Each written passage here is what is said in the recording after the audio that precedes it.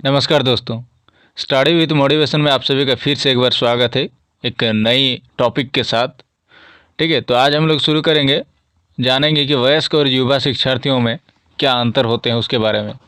ठीक है, और भी कुछ वर्गीकरण के से संबंधित जानेंगे, जैसे कि अधिगम शैली के आधार पर वर्गीकरण, इसको जानेंगे। लेकिन उससे सबसे पहले हम लोग जानेंगे कि वयस्क शिक्षार्थी या वयस्क विद्यार्थी और युवा विद्यार्थी में क्या अंतर है, क्या डिफरेंसेस है, उसको जानेंगे। ठीक है, वयस्क और युवा शिक्षार्थियों में जो अंतर है क्या क्या है, इसको हम लोग कुछ तालिका के माध्यम से कुछ क्या डिफरेंसेस है उसको हम लोग अच्छे से समझेंगे। तो चलिए शुरू करते हैं बिना देरी किए। सबसे पहला क्या है कि समस्या केंद्रित।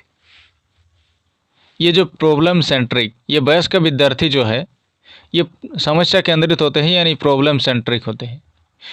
परंतु जो युवा शिक्षार्थी है वो विषय केंद्रित होता है। वो विषय से संबंधित उसका जो जो कुछ भी करता है उसका सिर्फ अपना सब्जेक्ट को फोकस के ऊपर होता है। बट आपका एक वयस्क शिक्षार्थी, उनकी हर प्रकार की जो प्रॉब्लम्स होती है उन प्रॉब्लम का समाधान करना होता है।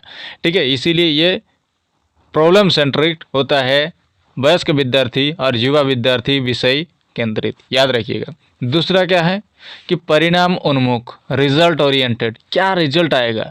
ठीक है, इस चीज़ पर फोकस करते हैं कौन, वयस्क शिक्षार्थी। परंतु जो युवा शिक्षार्थी ये भविष्य उन्मुख, फ्यूचर ओरिएंटेड, भविष्य में क्या होगा। ठीक है, आगे की बहुत आगे तक सोचते हैं ये चीज़। और तीसरा क्या आ रहा कि आत्म केंद्रित, सेल्फ डायरेक्टेड। वयस्क शिक्षार्थी कैसे होते हैं कि सिर्फ अपने खुद से खुद को निर्देश देते हैं कि हाँ मुझे क्या करना चाहिए, मैं क्या कर रहा हूँ, मुझे क्यों करना चाहिए। इन सारी चीज़ों का उत्तर इसमें आत्मनिर्देशित, खुद से ही खुद को निर्देशन देना, यह होता है आत्मनिर्देशित, यानी सेल्फ डायरेक्टेड। और जो युवा शिक्षार्थी है दिशा निर्देश के लिए वयस्कों पर निर्भर रहता है। ये वयस्कों पर यानी शिक्षकों पर या सीनियर्स पर या किसी टीचर पर या किसी पेरेंट्स पर निर्भर रहते हैं दिशा निर्देश के लिए। हाँ, मुझे कोई दिशा देगा, कोई ज्ञान देगा, कोई मुझे जानकारी देगा तो हम इसको करेंगे, मुझे कैसा करना है सारा चीज़ डायरेक्शन करेगा, तो निर्देश देगा। ठीक है, तो याद रखिएगा वयस्क शिक्षार्थी जो है ये आत्मनिर्देशित होते हैं और ये वयस्कों पर निर्भर रहते हैं युवा शिक्षार्थी। ठीक है, आगे बढ़ते हुए देखेंगे हम लोग चौथा नंबर में कि नई जानकारी के बारे में संदेहवादी होना। कोई भी चीज़ नए अगर उनके सामने प्रॉब्लम्स आए, कोई जानकारी आए, ठीक है, किसी भी प्रकार की जानकारी, तो उस पर संदेह करता है, संदेहवादी होना। ये किसका है, वयस्क शिक्षार्थी हैं। कुछ भी चीज़ आ गया जानकारी, हर चीज़ को आंख मूंद करके नहीं मान लेना है, ये वयस्क शिक्षार्थी का है। परंतु नई जानकारी को सहजता से स्वीकार कर लेता है, क्योंकि इनके सामने निर्देश देने के लिए, जैसे कि अगर कोई निर्देश दे रहा तो उसी को ये स्वीकार कर लेता है। परंतु इनके सामने प्रश्न उठेगा कि हाँ मुझे क्यों करना चाहिए, इसका रिजल्ट क्या होगा। ठीक है, इसका रिजल्ट क्या होगा, ये प्रॉब्लम सेंट्रिक की प्रॉब्लम को कैसे सॉल्यूशन किया जाएगा। ठीक है, या खुद से निर्देश देते हैं, ये संदेहवादी होते हैं नए ज्ञान के लिए। परंतु ये जो है हर चीज़ को हर से स्वीकार कर लेता है, सहजता से स्वीकार कर लेता है, कौन, युवा शिक्षार्थी। ठीक है, तो चलिए आगे देखेंगे पांचवा नंबर में कि स्वयं सीखने के लिए उत्तरदायी। इसको कहते हैं कि सेल्फ मोटिवेटेड, स्वयं सीखने के लिए खुद से, स्वयं सेल्फ लर्निंग, मतलब खुद से अपना जो सीखने का जो उत्तरदायी लेता है या मतलब संकल्प लेता है, खुद से लेते हैं सब कुछ, यानी खुद से खुद को डायरेक्शन देते हैं, खुद से खुद को सिखाते हैं सब कुछ। परंतु युवा शिक्षार्थी अन्य लोगों पर निर्भर रहता है। ठीक है, किसी दूसरे ऊपर, कोई उसे सिखाएगा, कोई उसे बताएगा, कोई उसे जानकारी देगा, ये होता है युवा शिक्षार्थी का। ठीक है, तो हो सकता है, आशा करता हूँ कि आपने इस चीज़ को बहुत ही अच्छे तरीके से समझ गए होंगे। ठीक है, अब हम लोग आगे देखेंगे कि अधिगम शैली के आधार पर वर्गीकरण। अधिगम शैली क्या है, ठीक है, इसको चलिए देखते हैं हम लोग। अधिगम शैली के आधार पर वर्गीकरण अगर करेंगे, यानी classification on basis of learning style, अधिगम शैली के आधार पर वर्गीकरण। ठीक है, अधिगम शैली के आधार पर शिक्षार्थी जानकारी को प्राप्त एवं संसाधित करना सीखते हैं। जानकारी को अधिगम अगर जो पढ़ते हैं पढ़ने का जो शैली है यानी सीखने का जो शैली है उससे जानकारी को उससे वो नॉलेज गेन करता है और संसाधित करना सीखते हैं। उसके सामने जो संसाधन है उसका उपयोग करना सीखते हैं कि हमारे पास जो कॉपी है उस कॉपी का हम किस प्रकार उपयोग करें या कितने प्रकार के उपयोग में लाया जा सकता है। पेन है, पेन का कितने प्रकार के हम उपयोग में लाया जा सकता है, यानी कि हम पेन से लिखते हैं, पेन से क्या काम आता है, जो संसाधन है संशोधन का उपयोग करके काम करना संसाधित कहलाता है। ठीक है, अब आगे हम लोग इसी को देखेंगे कि तालिका जो है, तालिका 1.4 में इसमें क्या करें कि नव शिक्षार्थियों के अनुरूप प्रभावी अधिगम शैली। ठीक है, उसी को हम लोग यहाँ पर बांटा गया है कि नव शिक्षार्थियों के प्रकार और प्रभावी अधिगम शैली। ठीक है, नव शिक्षार्थी जो है जैसे कि दृश्य संबंधी, तो इनके सामने जो सबसे अच्छा इसको पढ़ाने के लिए